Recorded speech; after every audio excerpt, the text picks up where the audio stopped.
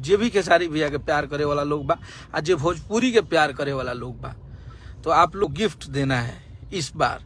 और गिफ्ट के रूप में आप लोगों को ये गाना को सुपर हिट कराना है। जो गाना आ रहा है दढ़िया बढ़िया लगेला, जो हमारे हिट मशीन जी गाए हैं, उसमें फीचरिंग में यामिनी सिंह जी हैं और आपका भाई लिखा है और मेरा छोटा भाई मुकेश यादव, जो कि हमारे साथ बहुत सारे गाने आए हैं उनके, मुकेश के, और भाई है छोटा, वो भी लिखा है। और शुभम भाई ने कंपोजिशन किया, ये भी गुप्ता ने म्यूजिक बनाया है। जो हमारे बहुत सारे गाने ये भी गुप्ता ने बनाया था, तो उसको भी आप लोग ये भी गुप्ता को प्यार दीजिए। भाई है और बहुत अच्छा म्यूजिक करता है और उसको हम बहुत सपोर्ट भी करते हैं, प्यार भी करते हैं।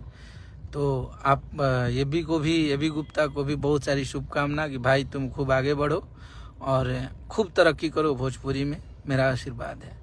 इसमें यामिनी सिंह जी हैं, जो अभी हाल ही में जिनका हसीना गाना आप लोगों को हंसा रहा है, हर जगह बज रहा है।